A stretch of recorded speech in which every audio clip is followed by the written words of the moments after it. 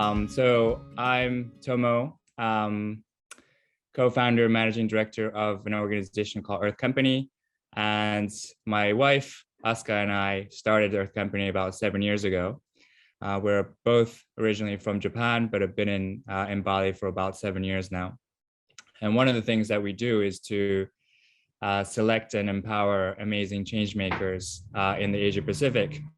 But we select one change maker per year and we support them for a 3-year period, and we do basically anything and everything we can.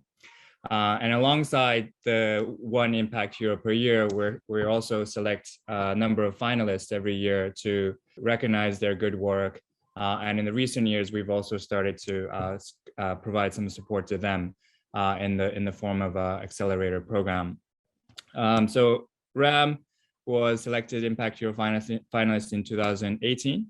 And he and I are actually also connected through different avenues.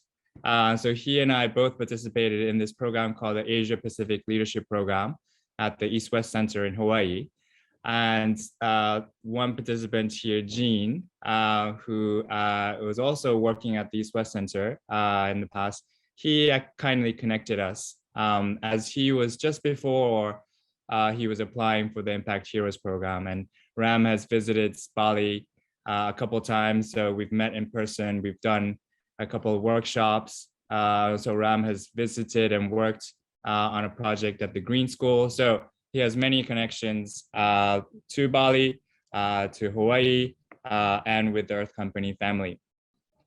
And so, yeah, without further ado, I want to give the floor to Ram to share a little bit about his passion, his life work. Thank you, Tomo. Thank you for the generous introduction, and thank you for supporting numerous change makers and young people. It's been such a meaningful, instrumental support whenever we have had conversations. And thank you to everyone at Green School. I've had the pleasure of visiting there and interacting with a few educators. I'm going to keep my journey very short, and I would like to start with a question. Normally whenever we are young, we are often asked a question: what do you want to be when you grow up? Like from people who are delivering milk at home to parents to everybody. That's the question that's been asked. I honestly didn't have any idea of what I wanted to be when I grew up, but I had two inspirations. One was my grandfather, who was a medical doctor in the 1930s, 40s, and have been grown up with by my father and my family telling stories about him going on a cycle to treat people around the place I live in. And the other person I was inspired by was my father, who's a pharmacist. And I've always seen him wake up every morning and open his pharmacy at 8 a.m. for really 41 years. So I just wanted to be like both of them, serve people and just keep on doing one thing every day without any, just keep on doing. And, in school, I wanted to be a policeman for some time, and I thought, that's actually a great guy. I loved uniforms and all that. But then at one fine day, I had a journey that was opening up to me, and I'm going to present 5 stories from that journey of about 23 years, which also includes my personal journey. Professionally, it's 13, but it started much early during my school days. And then I'm going to leave the audience here with a few questions, and that's the plan of today. So thank you for being here in this call. And if you give me a second, I'll connect to the... Thank you.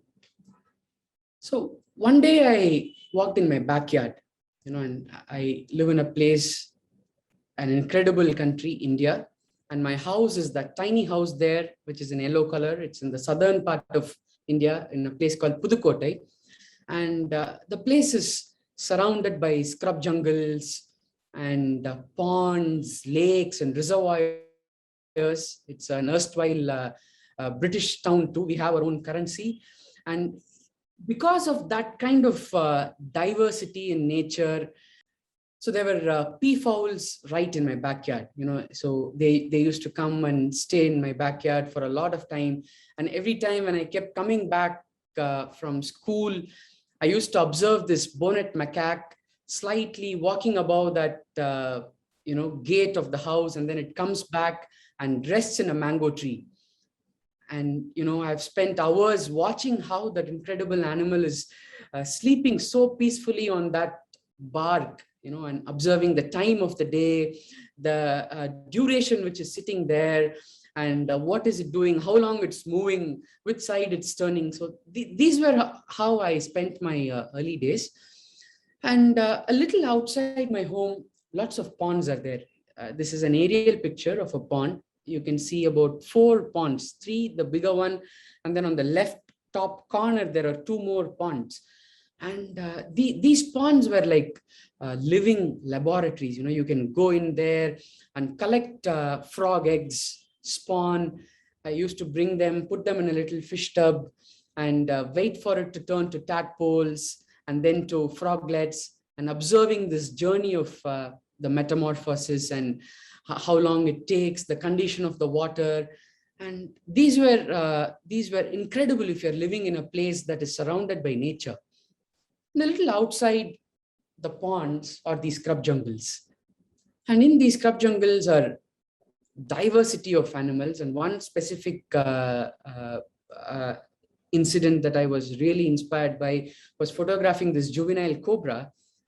And if you observe this cobra intently, there is a tiny spider in its nose tip. And, that's just incredible how various species are living in coexistence with each other. And that's an incredible, it was an incredible sight to watch, photographing these animals and snakes and landscapes during my school days. And, this inspired a strong sense of curiosity to the natural world. So if you're just walking around, you see a leaf and you see a tiny scratch in that leaf, and then you see, oh, what's that scratch? And then you turn that leaf and those are caterpillars, and they are feeding on that leaf. You can see the areas that the caterpillar has fed. Through that, the light is passing from the other side. So it's these kind of stories were everywhere. And I started not only seeing them, but there was a sense of discovery in it. For example, this is something that I saw, a signature spider feeding on a little insect. But what I mean by discovery is, if you go behind the spider and see what's there, it's actually in an urban environment, and it's fabulous to see how numerous species of biodiversity are living just from where we are. And that is the sense of curiosity that I've been encouraging children and youth in our localities. So that's the first question. How might we encourage children and youth to discover the natural world around them? And it's just not seeing, but discovering it and unraveling it. Like for instance, you could see a very tiny froglet just behind that wall, and it's raining, and it's really a tiny one. And that's actually a spirit of discovery. And this joy and the spirit of discovery took me to numerous places. And one day I walked in the rainforest for a few months on an assignment, and it is just a magical place. From the larger animals, you see these big squirrels. From its nose to tail tip, these squirrels are about 3 feet in length. And what's incredibly amazing about these rainforests is when the light opens up from the canopy, they're usually very dark, but during the afternoon, when the sun falls through the canopy and enters the forest floor, the life there just changes. And immediately there is a buzz of activity, and you see butterflies buzzing all around, making sure the minerals are taken. And then if you carefully observe species, you see their shadows falling on the leaf. And this is a damselfly and its shadow falling on the leaf. and you see hoverflies all around. It's the beauty of the sun, and making sure that when the sun is hitting on the floor, we get to action, and we build. And it's a Malabar pit viper, one of the endemic species of Western Ghats Mountains. It's the long 1,600 kilometers of continuous mountain range that's along the west coast of India. And you see numerous butterflies. For instance, this butterfly is actually peeing.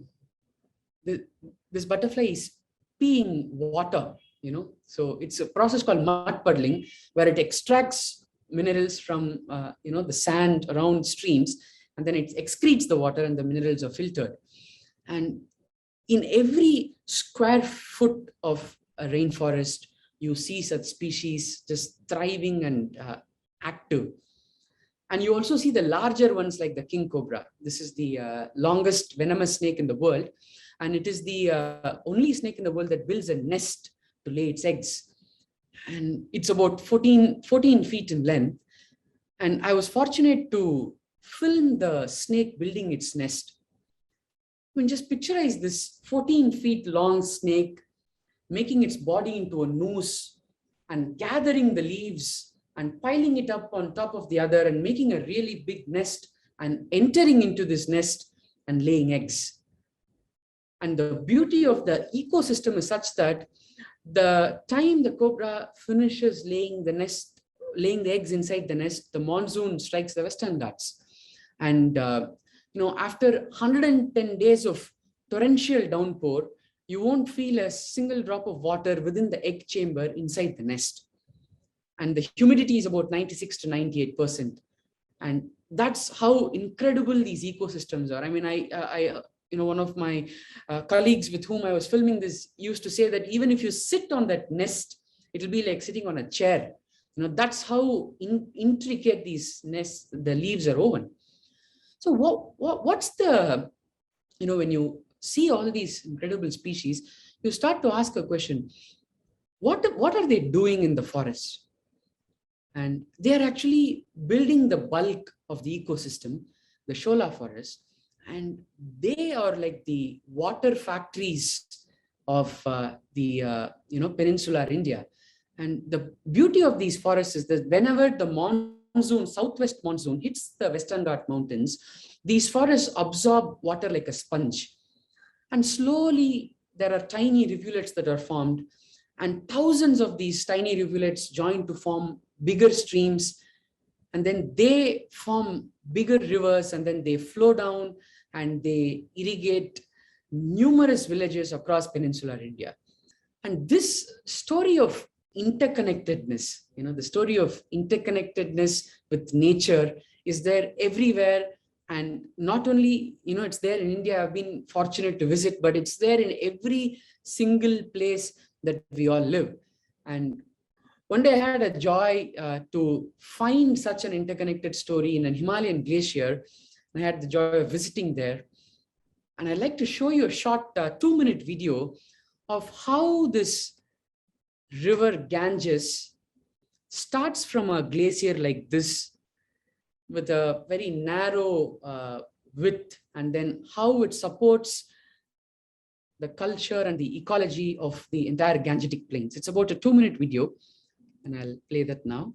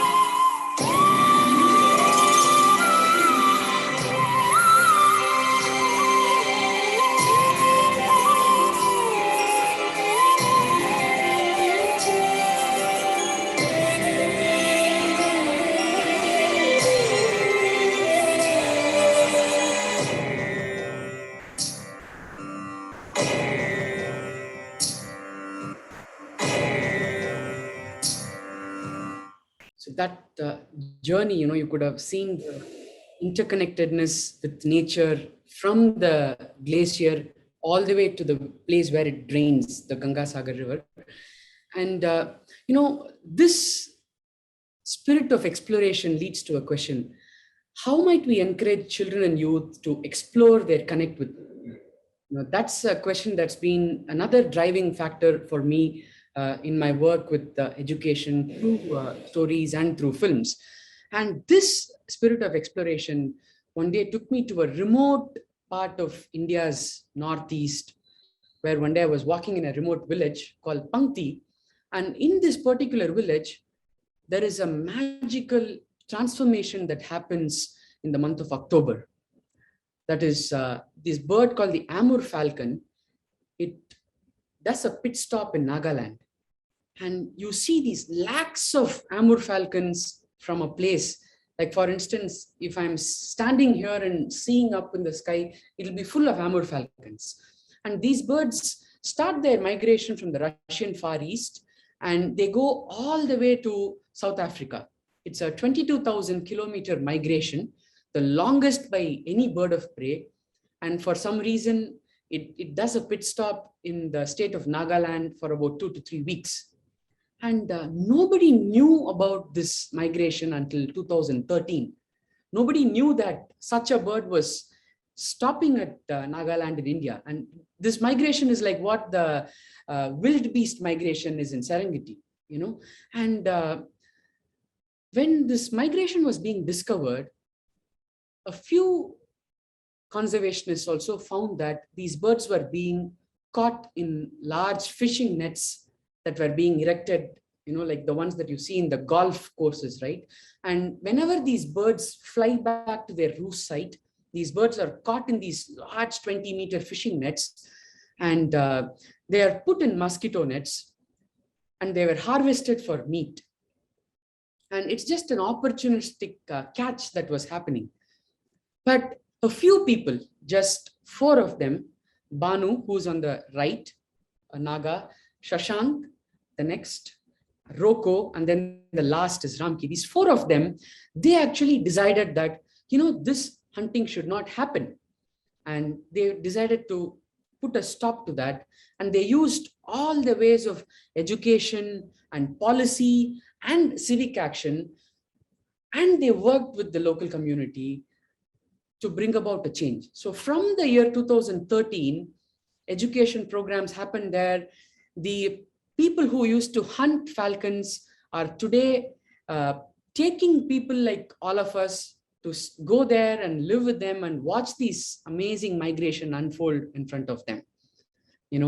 And this is an incredible site, and you must visit this place. It's just spectacular. It's just a reverberation of Amur falcon calls that you can hear when you're standing there, and this is going to happen just a few months from now. So this story of Banu is the story of many environmentalists and change makers. They discover something that's incredible. They keep exploring, and then they engage with people to address a problem. And that leads to a larger question: how might we encourage children and youth to engage in restoring the natural world around them? This has been the third driving question for me. And in the last 13 years, I've spent my life pouring myself into connecting children and youth to discover their natural world, explore through various means, and engage with communities. And in this is really needed because, the earliest of the motivation for me with nature was this river when the water was flowing. And today, such rivers like this are being mined for sand. And a few years back, I started an expedition along the river Zanskar. You can see that house there. From there, it's about 120 kilometer expedition walking on the frozen river. When we got back, a whole sheet of snow was melted in just 20 days. That's how rapid these are happening. And all of you, we all know about this. We all are being flooded by these stories every day. And ecosystems are changing all around. And here, it is on this place, I feel that ecological literacy should be as important as literacy and numeracy. This is the sketch of wildlife living around a banyan tree. You could see the birds and the snakes and the deer. This is done by a 7th grader. And this is the sketch of a land use change. You could see it from the left, the agricultural fields in the 1970s. And then if you go clockwise from the left top, you see how the agricultural fields are being changed to coconut groves. And then they're becoming plots, and then houses are being built. And rapidly, landscapes are being changed. And these are some of the books, one of the programs that we were fortunate to develop through the support of the East West Center Innovation Grant is a 1-year program on book writing. It's a children's book publishing program where my team and we mentor children to write storybooks on ecology and conservation, and use those storybooks to support grassroots initiatives in their communities. These are about 8 books. It's upcoming. It's going to be published. And this is a cohort of the first pilot program that we did for 2 months, the children's book publishing program. And this is Harini, a middle schooler who is presenting her story to a larger audience.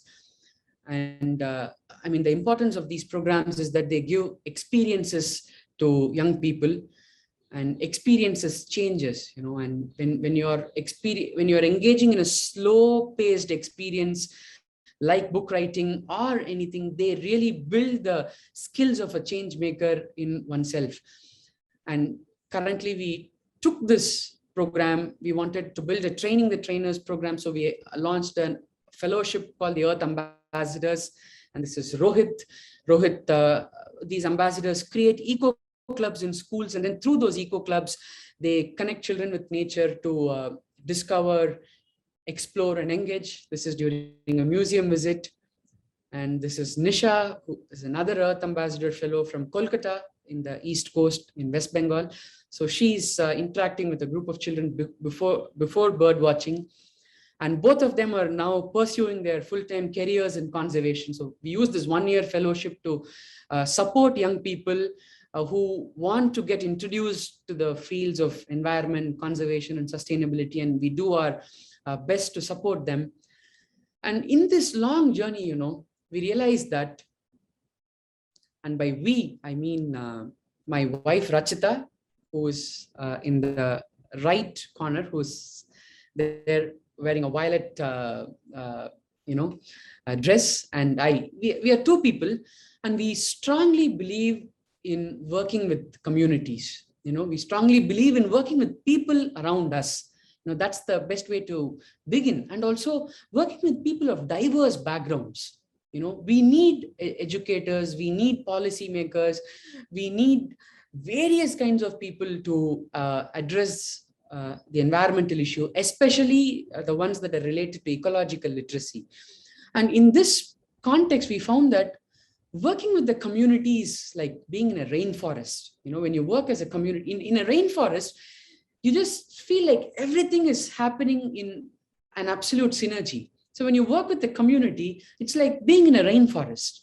And today I would like to leave you with a question. How might we get more people to reimagine Earth education as a community? It does not, we have found that it does not need a lot of money, but we need a lot of intention and action. Just getting out and talking to people around us to begin with and say, hey, this is something that I think will work. What do you think about it? Inviting them to reimagine spaces of Earth education, and that is what we that is what we wake up for every day. And that's the question that I'd like to leave you with. I know that, all of you are doing such incredible work. How might we further that and strengthen the people who are not within our area of focus and conversation? And with that question, I'd like to conclude my talk. And thank you so much for listening patiently. And I'm available. You can reach me and we look forward to further interaction. Thank you. Thank you, Ram. Thank you. Really amazing stuff. Yeah, I love listening to all the stories and the beautiful pictures, and I think the most amazing thing is your own joy and excitement in this, right? And it's so contagious. It makes us all want to be, well, I'll go out into the rainforest and, discover, look at snakes and the frogs and all that. So I think you are definitely the messenger, right? You're the change that you're trying to promote. So that's amazing. Thank you for the Maybe I'll start off with one question. Chris is saying I'm sending my kids to you now. Definitely, we look forward. Chris has two amazing kids at Green School, and so yeah, you should be receiving them anytime soon. Most welcome, Chris. Thank you. Yeah, I'll send mine as well. Even more, right? Okay, so you might get a big Green School Bali community heading your way to India once this pandemic is done. Sure. I encourage everyone to type in your questions in the chat box. And in the meantime, I'll start off with a couple of questions. Definitely. I still remember in the interview, the Impact Hero interview that we did a few years ago, we asked this question of, what do you think you were in your past life, right? This is a really question to ask in an interview like that. Yeah. But I remember you answered that without even budging. A lot of interviewees were thrown off by that kind of question, but you were like, I was a frog. I know that. Yeah. That's a fact. Maybe you can tell us more about your past life. Sure. I always reflected on this. I mean, much before that interview. I think frogs are such delicate species, and why I feel I was a frog in the past life is frogs are indicators of the health in an ecosystem. I remember many years back I was trying to photograph a common Indian toad, and I was so close to that toad with a macro lens, and I saw the reflection of the reflection of the forest in the frog's eye. And, I just felt like, wow. So the frogs are reflections of how the health of an ecosystem is. Not only frogs, any of that, little species. And they silently disappear when there is a climate crisis, when there is an increase in 1 degree or more, or when there is an environmental degradation. Such amphibians and such little wonders are the ones that disappear. And somehow I feel like frogs are so very closely connected with the ecosystem. That's me anthropomorphizing frogs, but I just love frogs, and I felt that I was a frog in the past life. So, but I think mainly it's because they indicate an ecosystem's health. Yeah. It's fascinating. I'll see if I can find that photograph and show. Oh, yeah. Okay, cool. Yeah. I have another question that I want to ask. I mean, I think what you're trying to promote in the form of eco-literacy in India and beyond, I think is so important, so fundamental. And I think what Green School Bali and Green School other campuses are doing as well, right?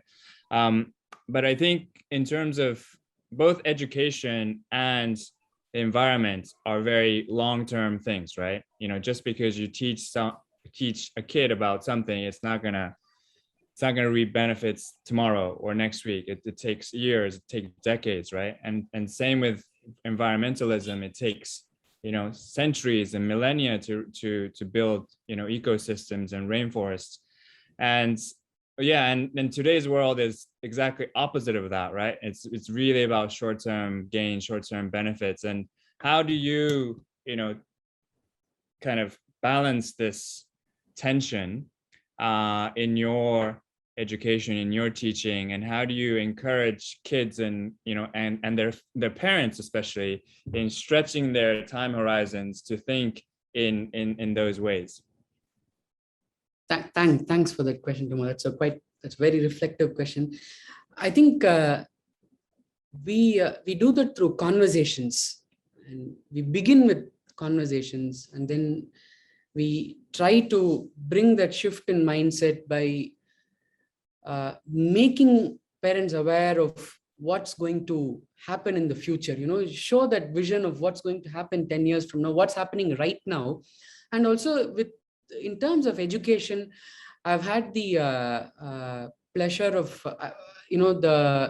I'm fortunate to have some incredible collaborators from the education space who are reimagining education.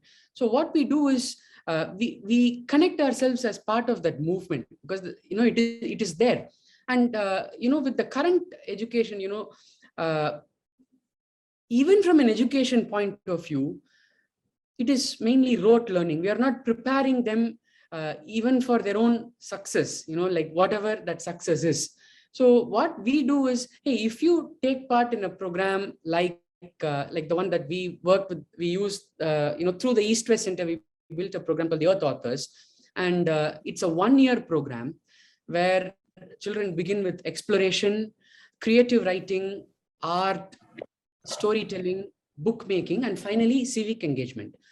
And a journey like this introduces them to numerous skill sets. Like research is one of the main skill sets. Today you get a message on WhatsApp and then you believe that that's the message, and then that's the that's like lighting the spark for an unrest, right? So right from building basic skill sets like research to agility to being mindfully aware of what's happening, and when you do art, it really builds mindfulness in you. So we try to connect that with what is needed. So we tell parents through conversations, and then we also share stories of success stories of what has been happening, the kind of change that we have, little ones that we have been able to bring about in our communities. It's quite a long way, because very little people realize the pain in this. So unless there is somebody who realizes the pain of a problem, right, you don't get to, whether it's something selling a product or getting people to sign up for a program. These are something that very few people like us are thinking still. If you look at the scale of population, the scale of what's happening, we as a community, all of us are not that much. So we really got to talk to people who are of completely different opinion, and accept them, and then bring them into a fold. So we try to do it in that way. It's a very thin line. It's definitely not something that we can be achieved in short term, but somebody got to do this, right? And a lot of people are doing this. So that's the thing. Thank you, Ram. I think Chris has a similar question along those lines. Chris, do you want to ask your question? Yeah, I need to. I'm on my phone. So I think let me just go to the chat. I think you may have sort of answered it, Ram, but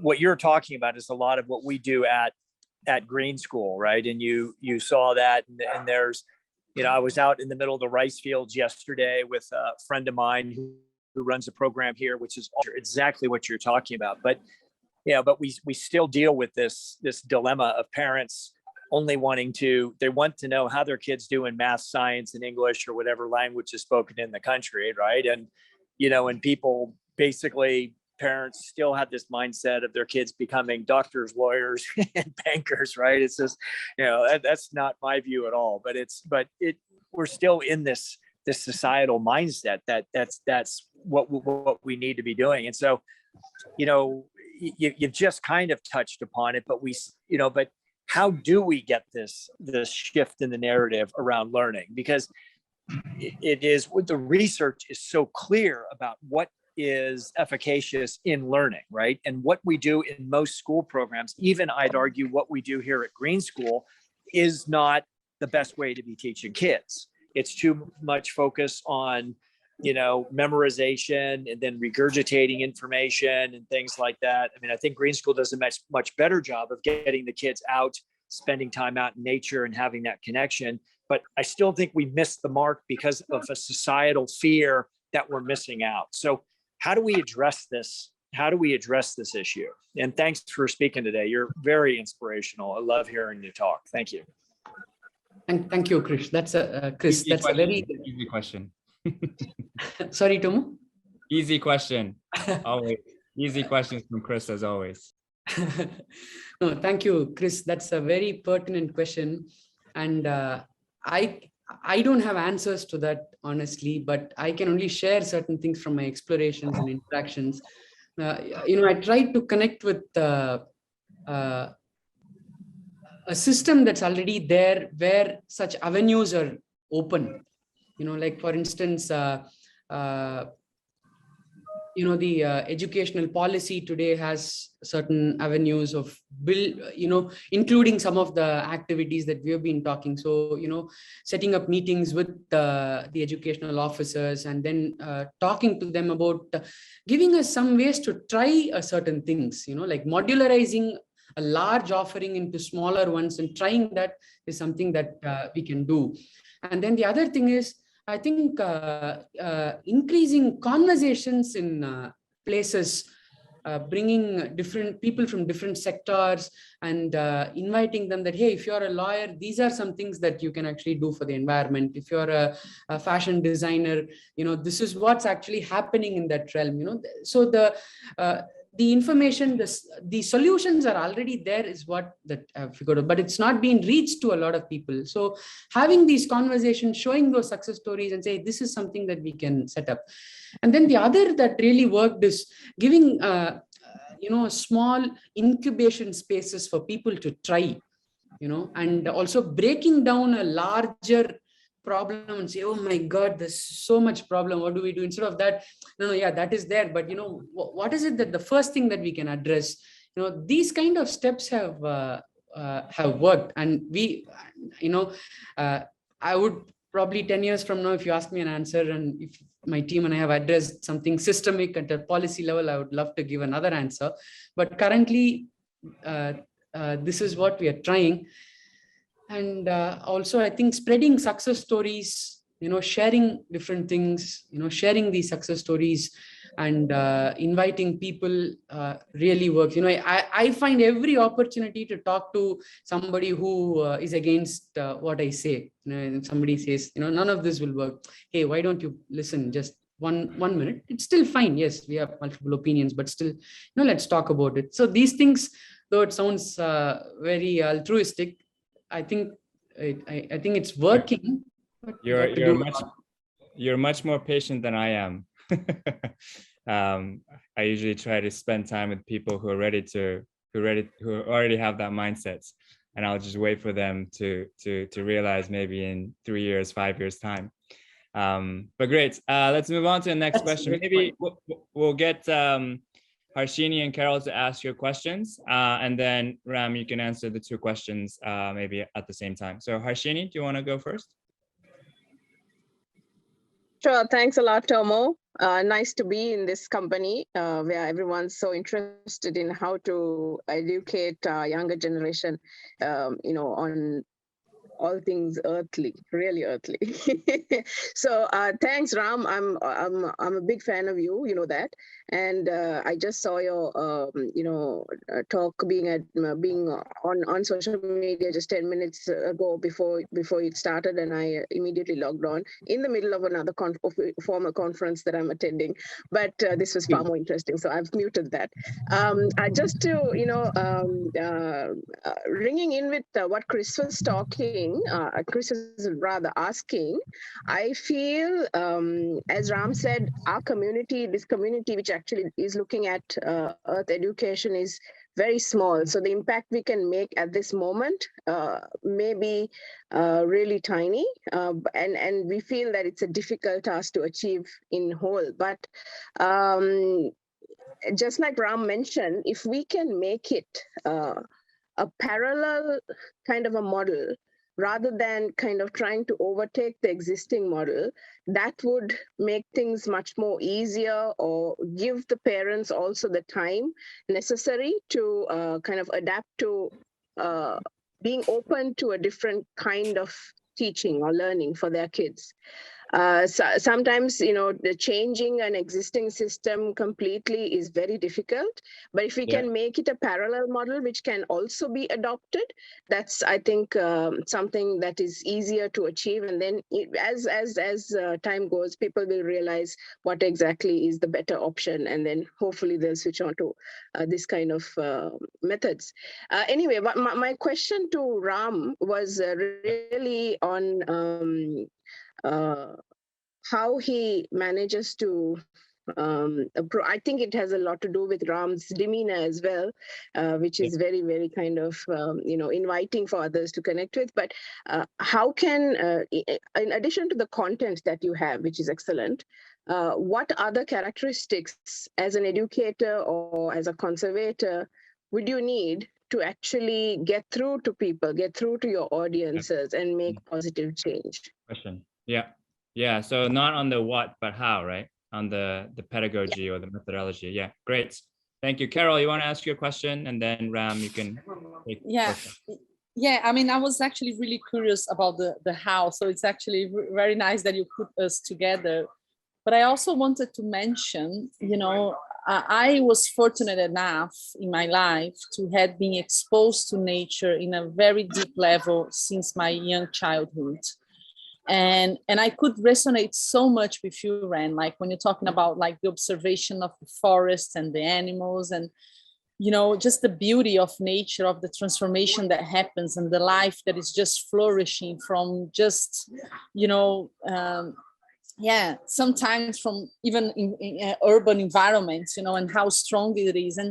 And these for me, like making a reflection in my life now as an adult, I feel that my whole life path has been affected and changed by this deep connection to nature. It really gives me goosebumps because when Tomo asks you about what you have been in your past life, I also have a very straightforward answer. And I totally think that I was someone from indigenous tribes in the Amazon. Like I could see me as a warrior, like fighting. And I have this deep connection with the forest, and it just, and I think that when you love something and you do have this spiritual connection with nature that I do think that we lost, in many ways, you care about it and you take care of it. So going back to the questions, it's like how do you do that? Like how can you bring this passion to nature for the people that you touch,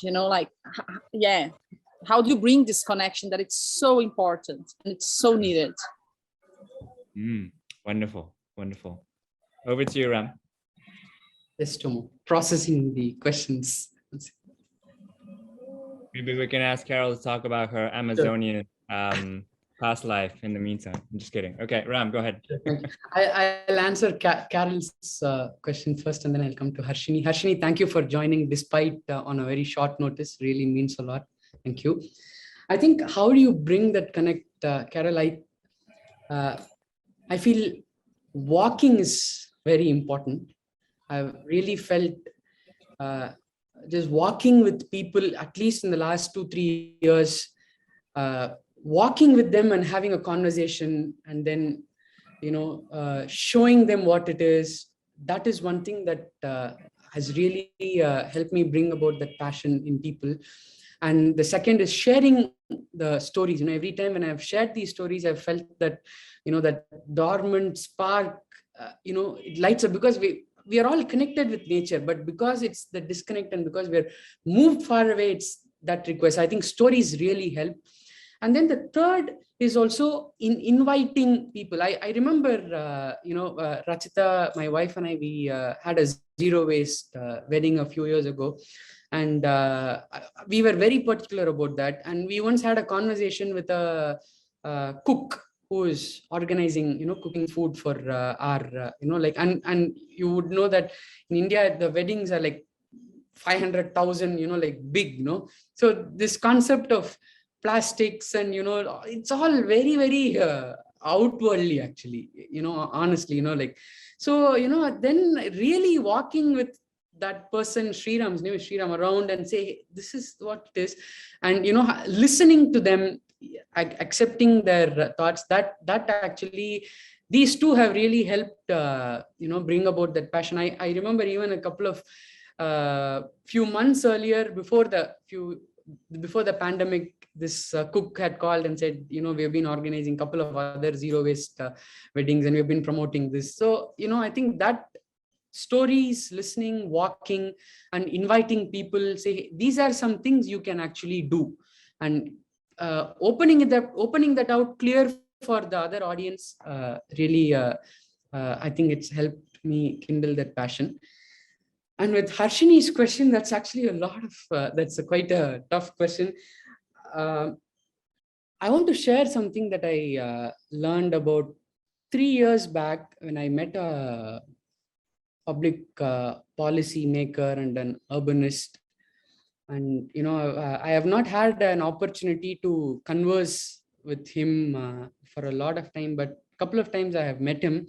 And he's always, even during the last conversation on one of the book projects that I'm working now, I had to interview him, and he said that, education is not a passport for privilege. Education is a passport for public service. And that's, Gandhi has said that. And he actually has an excellent way to invite people, Harshini. And that's something that I heard about 3 years ago, and I'm following that now. That is, he talks about 7 words. I'm going to put that 7 words in the chat, and I'll share that 7 words. That is, you meet people regularly, every day, meet new people, and then you give something to people who are needy, people, who, whatever you have, you give. And then you make something, like something you make with your hand. And then you play, you got to play with people. This play has never, it was not part of my life, but then, he said you play with people, whether it's a sport or, something. And then read, read is something that's obviously we all know that. And cook in a way, what he meant is, do something that is not a stereotype of one's gender or a role, so he meant cook in the male sense, but then you do something that's not part of that stereotype of who you are. And then vote is not casting a vote, but vote for people, like, express your support to people.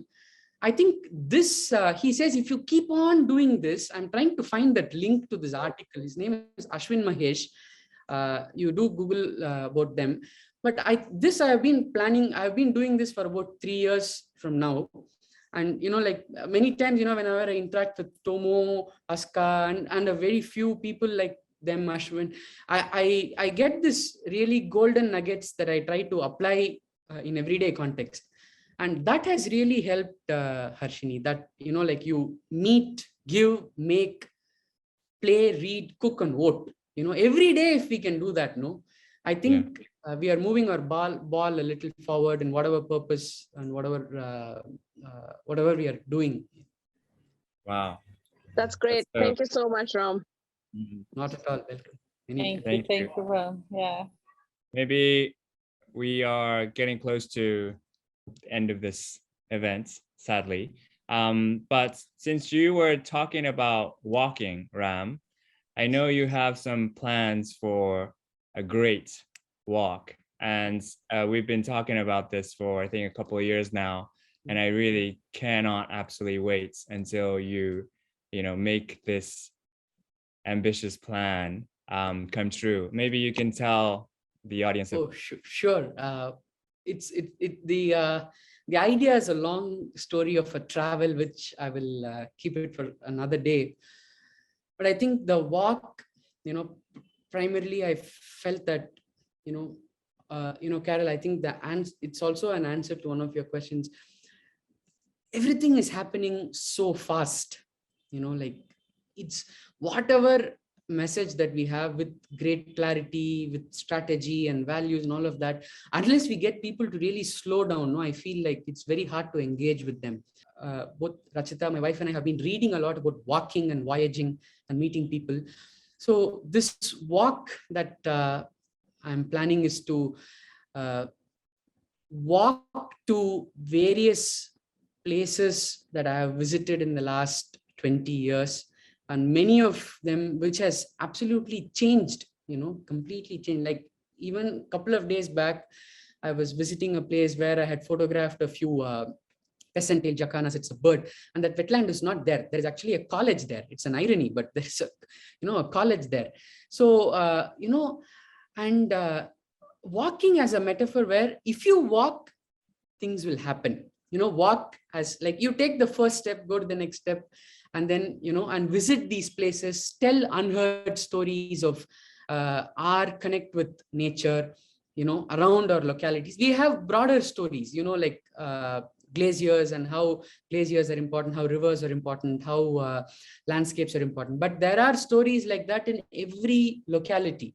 So finding those stories, writing about it, and also inviting people to walk in their own neighborhoods to find such stories. That's the overview of the ambitious project that my wife and I have been planning for the last couple of years.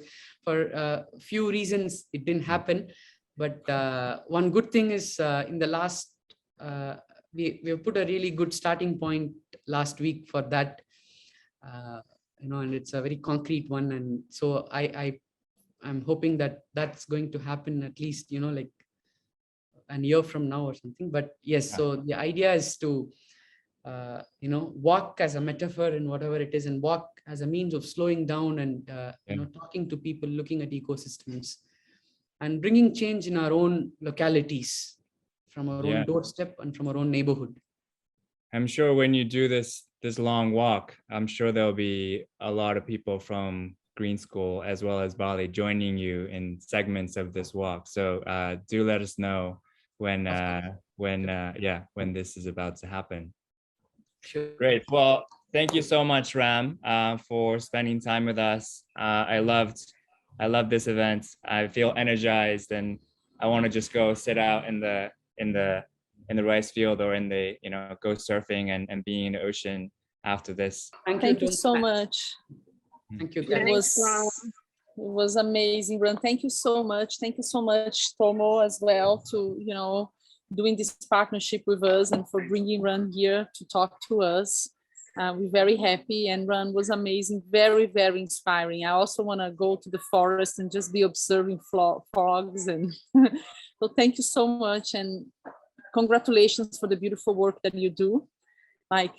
Keep doing it. It's so needed to build this connection with nature. Thank you so much. Have a beautiful day, everybody. Ram, thank you so much. Thank you, Tomo. Thank you, Earth Company, for such a ever supportive encouragement and counsel, and just purely being there. And thank you to everyone who was listening, and some of my dear friends. Thank you, Chris. Thank you, Carol, for organizing this. I look forward to more people attending such series and benefiting from it, and building these conversations. Thank you, and take care and stay safe.